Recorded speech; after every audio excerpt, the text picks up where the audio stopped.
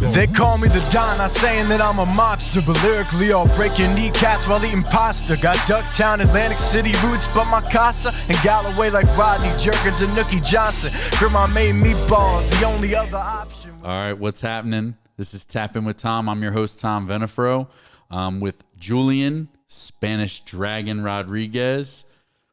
He's a great fighter. He's had some recent fights. We're going to talk about those. We're going to talk about some technical side of fighting as well. We're going to get into a lot of topics. His come up, the works. He's used to talking with his hands, so you're going to have to bear with him because he's got to learn how to talk on a podcast now. So talk to me about this nickname, the Spanish Dragon. What made it stick, Julian? Actually, tell the folks a little bit about yourself first. So my name is Julian Rodriguez. I'm fighting out of Pleasantville, New Jersey, here at Atlantic County. I fight in the 135. That's the bantamweight division, and I've been doing this for about almost 8 years now, ever since I got out of high school. So, I'm glad, I'm happy where I'm at right now. It's been a long road, but I'm happy where I'm at right now, being in the pro scenes, and I'm just happy now I can finally make my way up to where I'm gonna be at. How's that weight class? Is that a competitive weight class? Oh yeah, definitely. It definitely is a competitive weight class. There's a lot of people in that weight class. Nah, man, it is. There is. Actually is. You'd be surprised. There's a lot of good guys there in that weight class, all different shapes and sizes.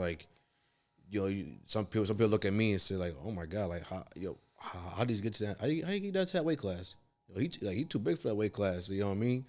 And there's some people I'll be like, you look who's too tall.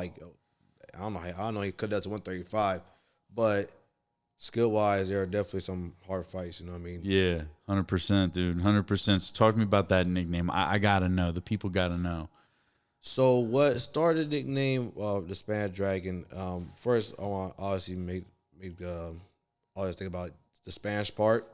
Come from my heritage. I'm Dominican, and so I want to make you understand, I respect representing the Spanish people, That's right. The Spanish fighters who put themselves out there. That's right. And for the dragon aspect, I kind of see the dragon as a symbol of good, bad thing. One, the good being the strength part, and two, second part, the bad is greed, Because as I slowly got into fighting, I realized, I'm kind of greedy for this stuff. I want to keep winning. I want to keep winning. That greed gets you. So I can see how some people get a fat head and get airhead. You know what I mean? Yeah. Low key, you're a dragon that's you're protecting that gold. You're looking to have a lot of treasure and keep it. I like that because that's always I see it in fantasy stories how the gold said by a dragon I always see that it's kind of true. So then versus now, right? I want to talk about how I watched you a little bit over a year ago in a fight, and I look at you now and your more recent fight, and I'm seeing a difference already, just in the last year or two. Do you agree? What's your biggest change, and would you say it's more physical, or would you say it's your mindset? Definitely, I would say more of a mindset. Because I feel physically I'm always gonna be at peak condition, good, but I feel I always lack in physical the mental aspect of me because of when my coach Coach Jeff, he's Jeff Lentz, I rely on a lot to help me be mentally strong of don't think about one thing, be how Bruce would say, be like water, you know what I mean, flow like water, be anything you can be. And from that fight to now, I feel as though I definitely feel I evolved because I'm definitely more reliant on things I didn't know I could do, and I'm relying on more. So that's why I say I'm definitely different from there to now. Yep, you're being dynamic with yourself. You're allowing yourself to grow, right? I'm sure there's a lot of fighters that stay stuck in their ways, but you're allowing yourself to grow in whatever direction it takes you. If it sounds like. No, yeah, definitely for real. It's I'm stubborn by certain things and doing things my way, but you can't just be closed minded. You can't be closed. You gotta open your mind up. You gotta try things that you think you can't do, and see if it works. You know. Yep.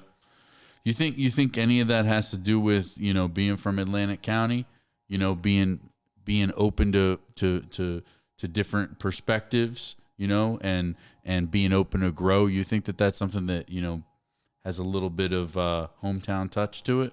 Yeah, definitely. I mean, because like being here in Atlantic County, sometimes you just want to get out there. You know what I mean? Yeah. You just want to like step out your comfort zone. You know what I'm trying to say? Don't get too comfortable. Don't be so like they don't let you get comfortable. Nah, you can't. Yeah, get they don't let man. you get comfortable. Don't be comfortable at all. You just can't be comfortable at what you always still do. Nah, if you want to get better, you gotta change something. You gotta evolve into something else. That's right. Constantly evolving, you know. And I noticed that, you know, when I was working with Jeff, is that he definitely provides that perspective and some New Jersey grit. You think here in New Jersey, our gyms are just a little bit different than, say, something flashier in California or Florida?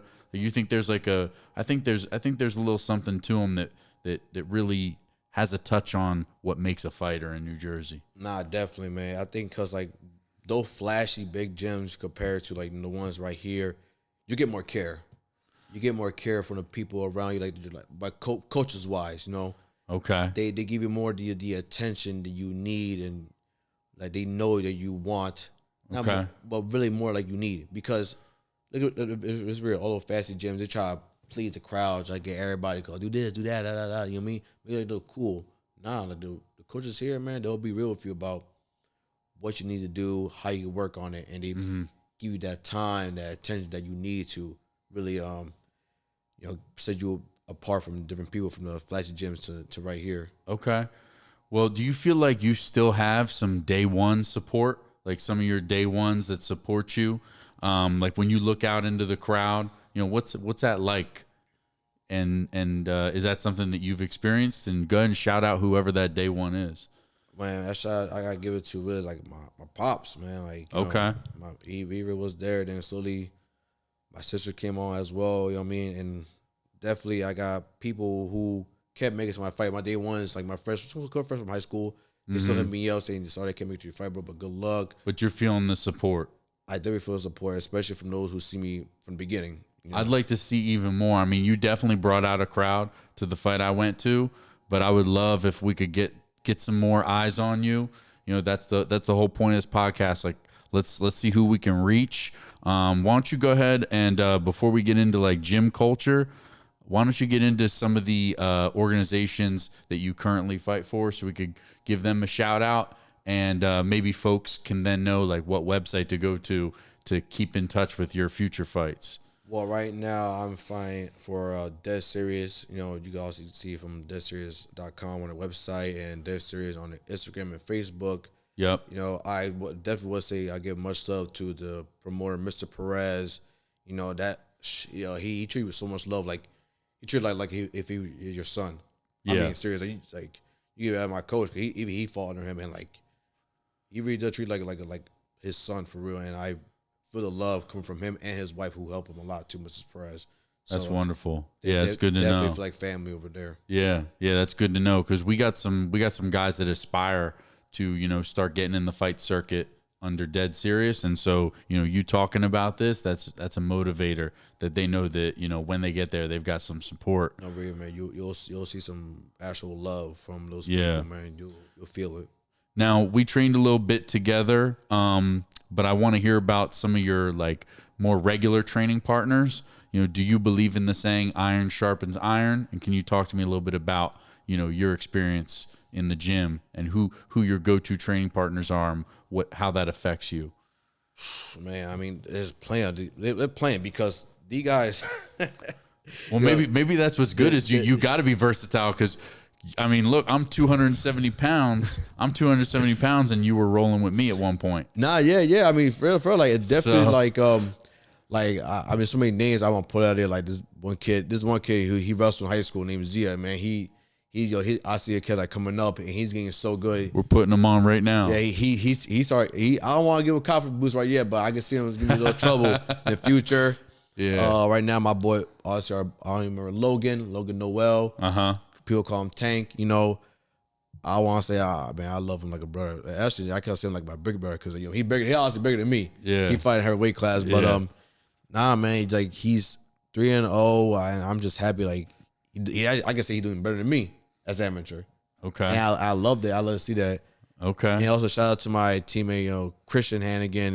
He's a real nice guy. He one of the guys that are quiet, nice, but when he puts you like one of his darces, oh man, I feel like you're getting crushed. So they really did make you, they had a factor in who you are today. Man, they definitely did. Those are my go-to partners, man, because like they always give me something to look forward to, like challenge wise. Yeah. All right, they're like I'm like I said, Christian, man, I gotta be careful with his lengthy, long reach. You know what I mean? He's a long dude, and I don't think just because you inside his range. So you got all different body types that you're working with. Yeah. Yeah, man. Like you think because you think you saw a long dude, you can work his body. No, he'll push your submission. See with Logan, you think he's a slow guy. No, he's fast. Man, he's fast on his feet. And got him Zia, man. Like he try to be versatile. He try to be versatile. So I gotta stop him before he gets switching on me. So my training partners and my people are always hungry. Yeah, they're hungry, man. You gotta train with people who are hungry like you, who want the competitiveness to win. Yeah, want that drive to win. Yeah, and that's why I think because of them, that will help me push. 100%. Now let's talk about the big guy, Jeff Lentz. Right, so he just won his bare-knuckle debut at the Prudential Center. Did you see it? What are your thoughts about his transition to bare-knuckle?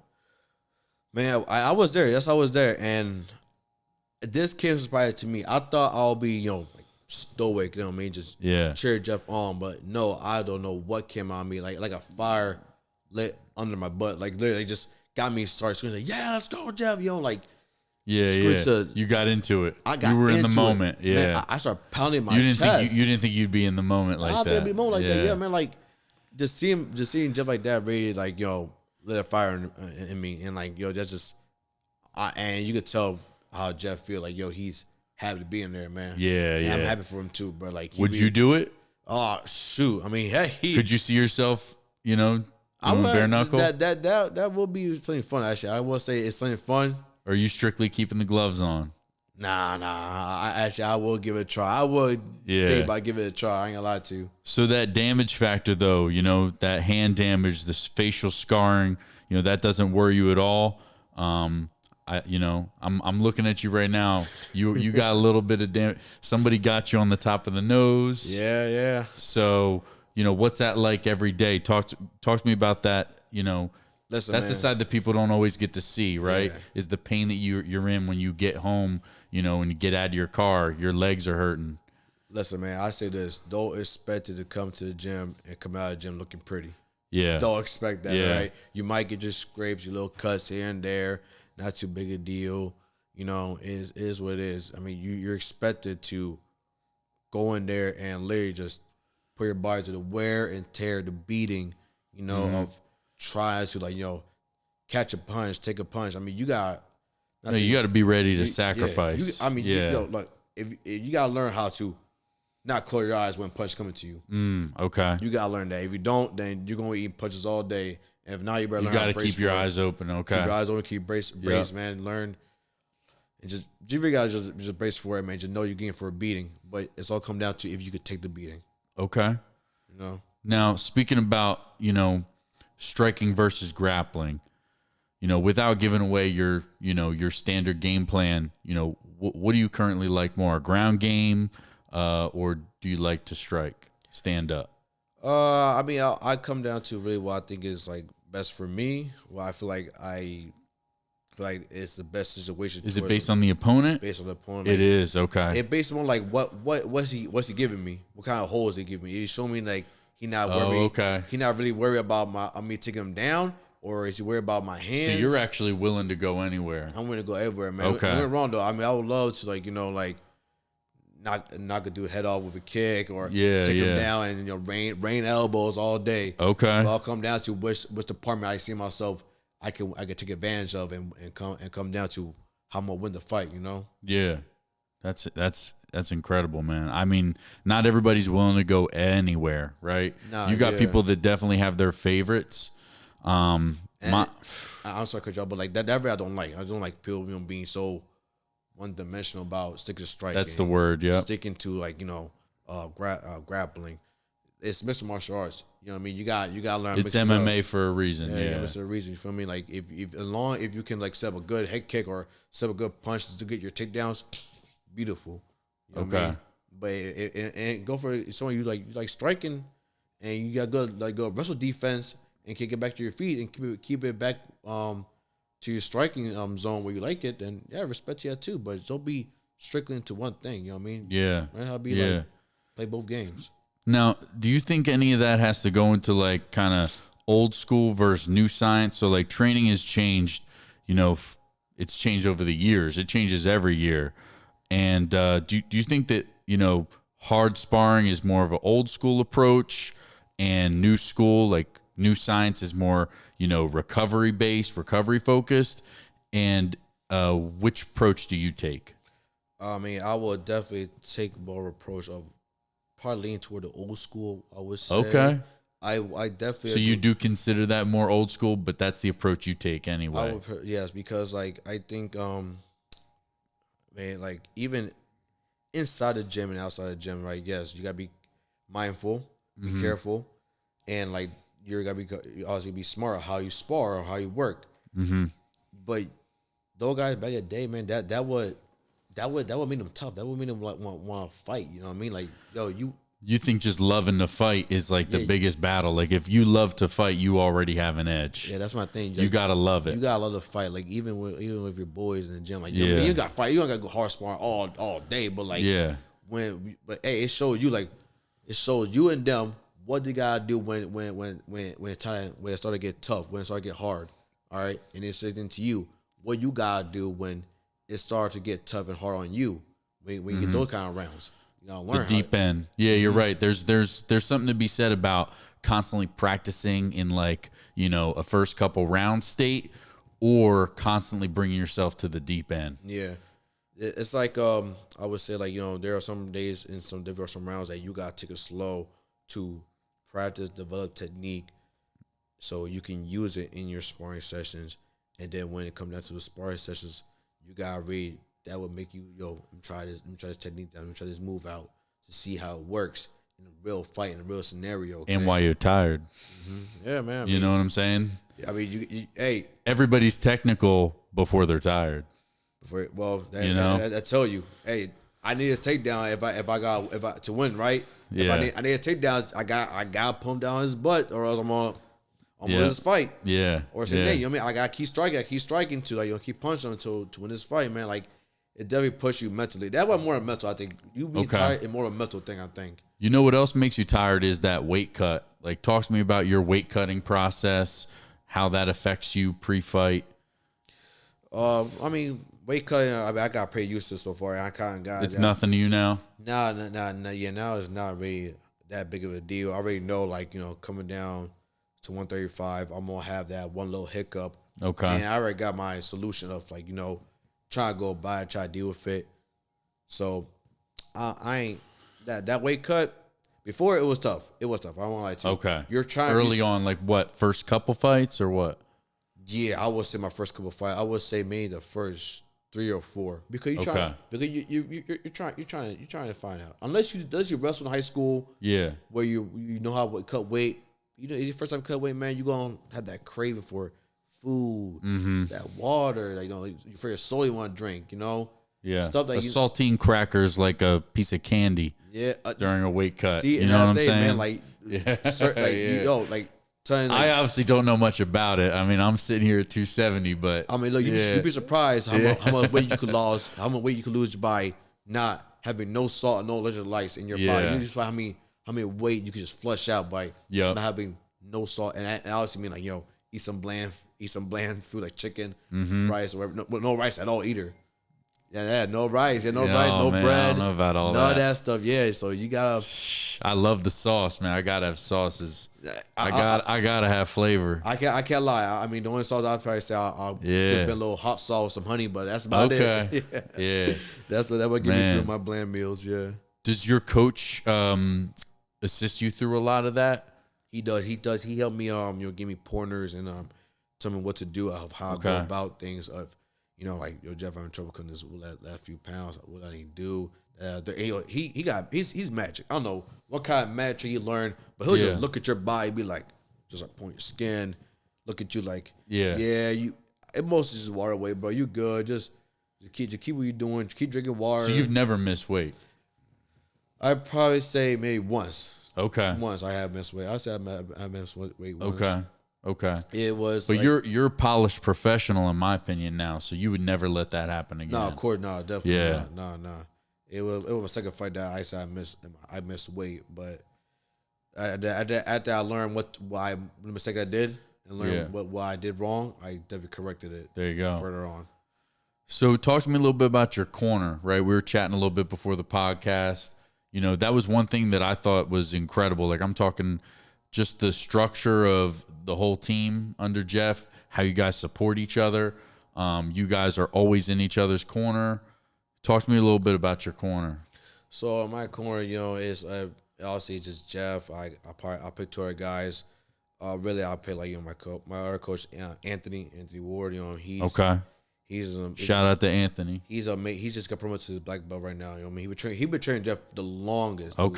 He even lived with Jeff for a little bit when he went to college. Okay. So he definitely trained Jeff for a long time, and I'll probably pick out like a third person. So who I really appreciate during the whole fat camp. I want to give him like a free front row seat. Yeah. Know how I feel like to be behind the cage. Looking front view. But can you hear them? Like how well can you actually hear them when you're in the fight? Trust me, you're gonna hear Jeff. You're gonna hear Jeff. Yeah. What I said right now, that as it's important. You gotta pay attention to your corner. Yeah. Like Larry, you gotta say they see things that you don't see. 100%. They see things you don't see. Like this last fight.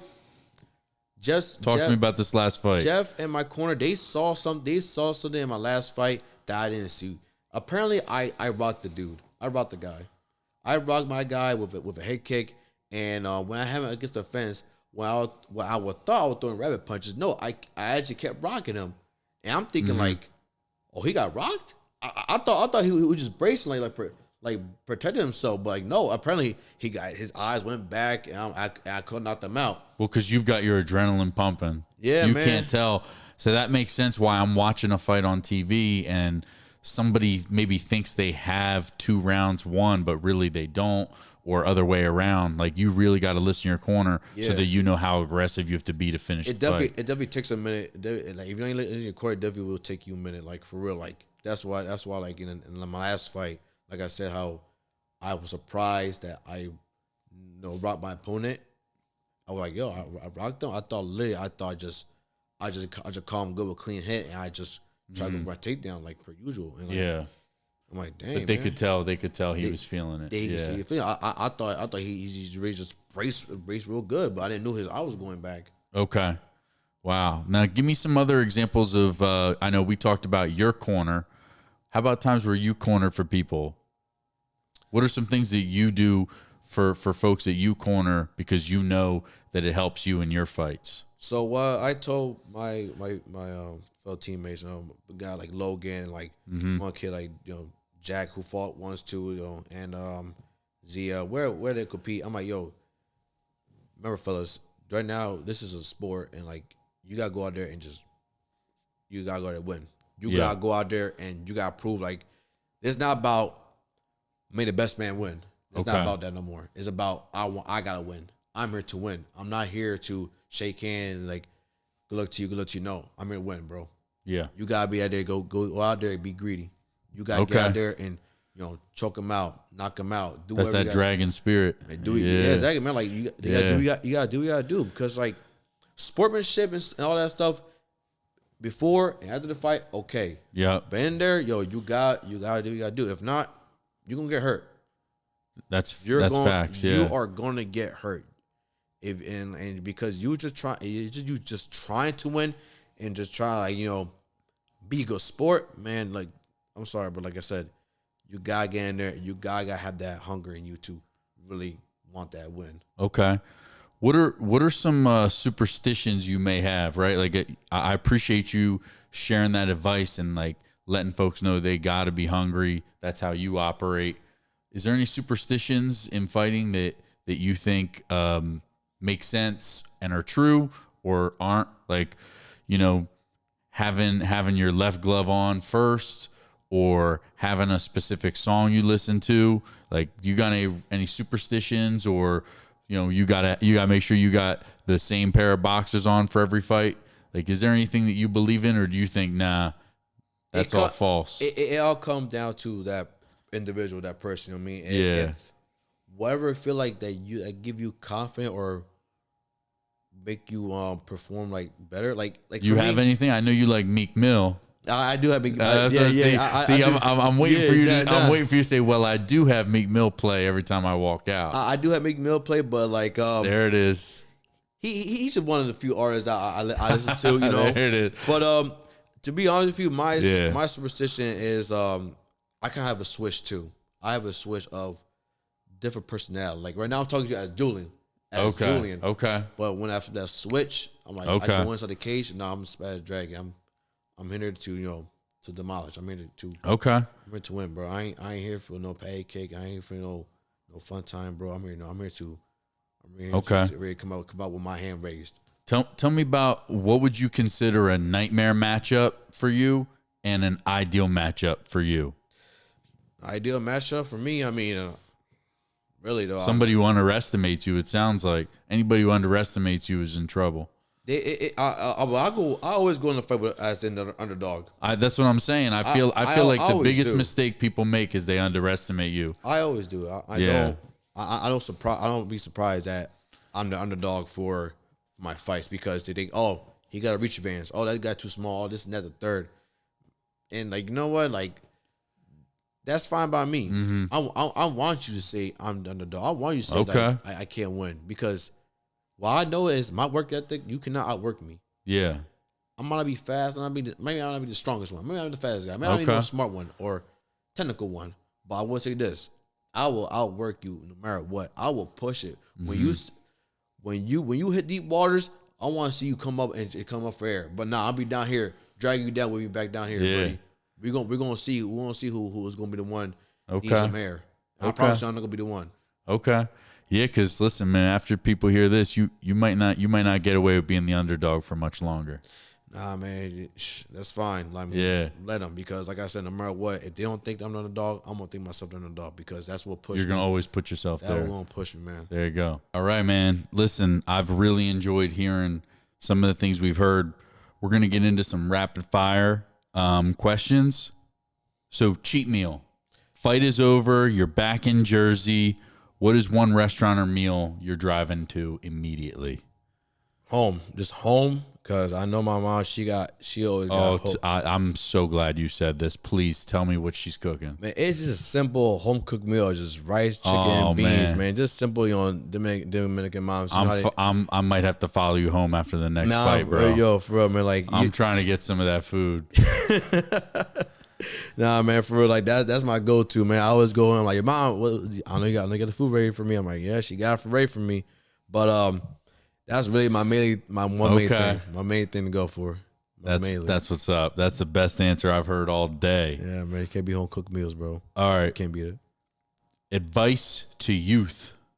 What's some advice you would provide the youth that may be looking up to you, and maybe some things that you wish you knew when you were coming up as a fighter?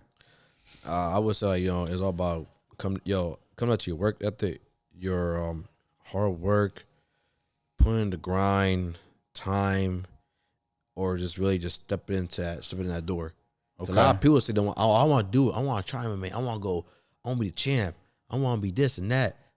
Man, if you want it, you gotta step through the door. Yeah. And even when you step through that door, man, you gotta be consistent with the time you put in the gym.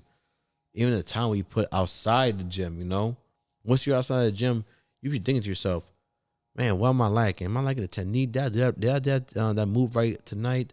We just learned? Or, man, my stamina is so, like, I got tired quick, and, like, third round. So you're checking yourself the second you walk out.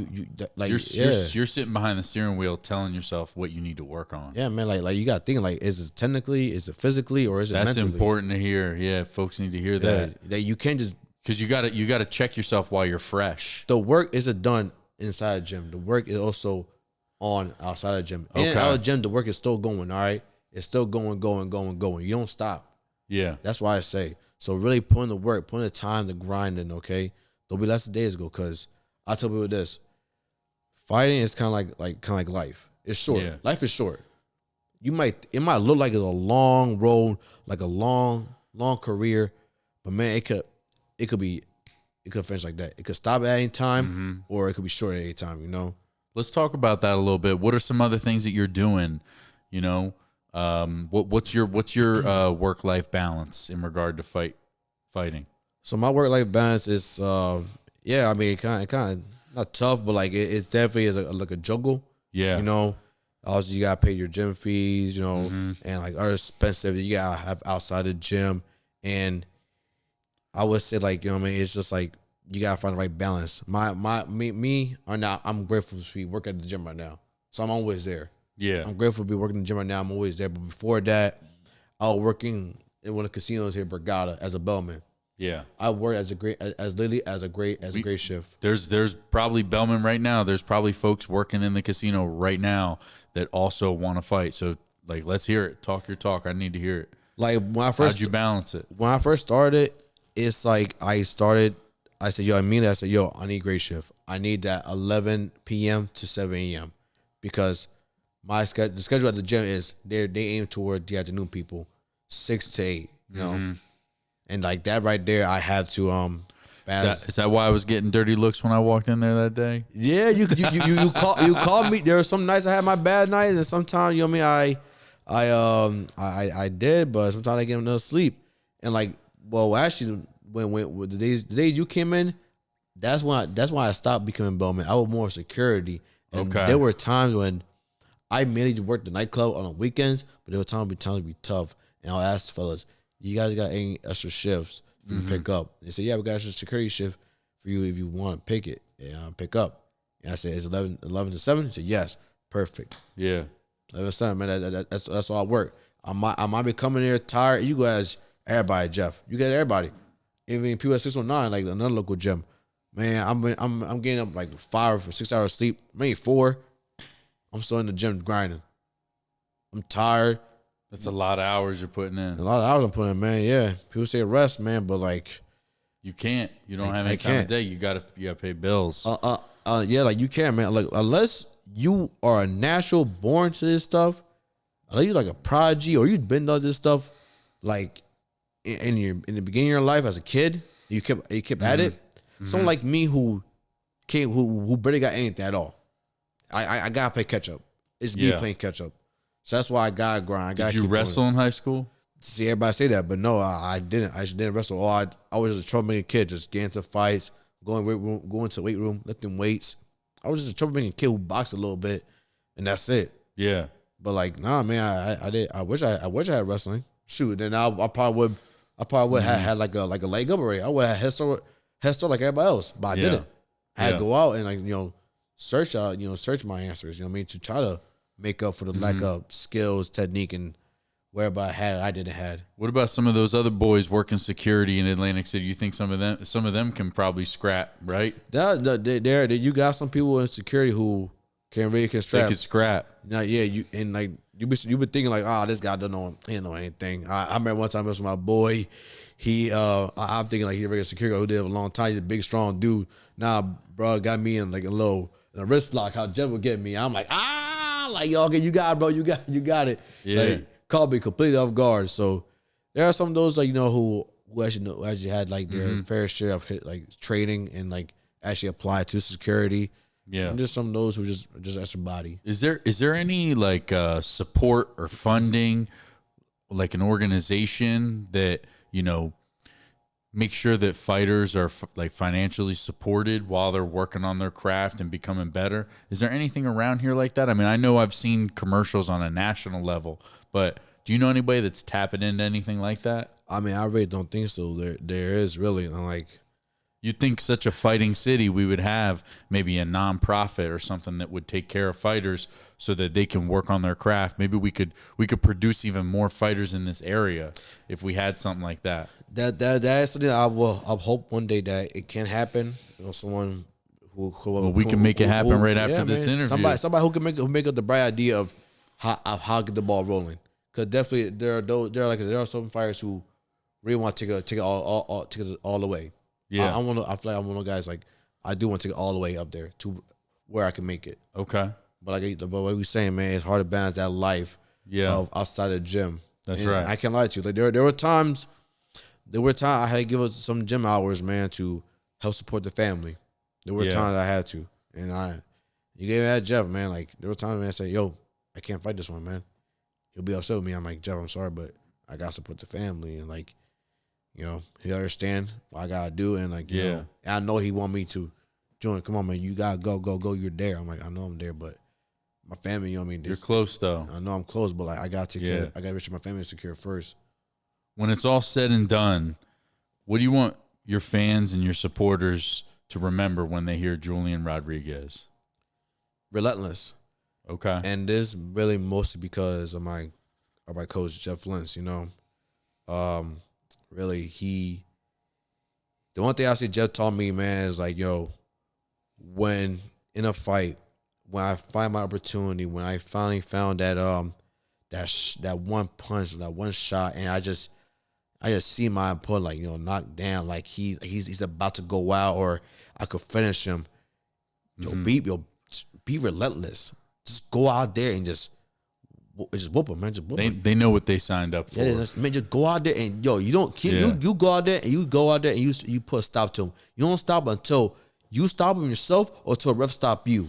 Okay. That's why I see, like, you know, I really learned I say relentless is what people remember me. Remember me with my coach Jeff. Because like, you know, like, really, like, because of him, like, I feel like, you know, that word means a lot to how I finally, when I get the opportunity to seal the deal, that's what I think of, relentless. Okay, love that answer. You know what I mean? And I think that'd be great for your legacy. I'm so glad to be a part of your story early on. I think you got a big future ahead of you. It's been incredible watching your journey from the local scene. And you know, before I let you go, like, where can people follow you? Where can people find you? Let them know. You can find me on Instagram on Spanish Dragon, and you can also follow the team as well on Less MMA.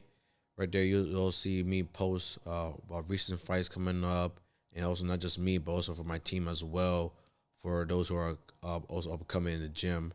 And I want to also give a special shout out to a good coach of mine who isn't here with me, fortunately.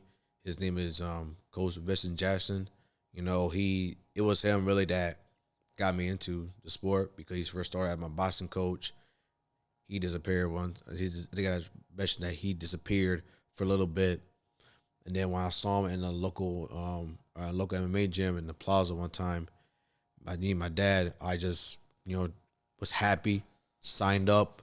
I was doing MMA to the side, but then I realized that what, you know, MMA was what I really love, and I think without that interaction with my coach, Coach Vincent Jackson, I feel like without his interaction of introducing me to combat sports, I wouldn't be where I'm at right now. We're gonna put the whole area on. Appreciate your time. Brutally being honest, soon you will see me conquer. No opportunity squandered. Failure's the highest honor. With no end in sight, I just want to fly.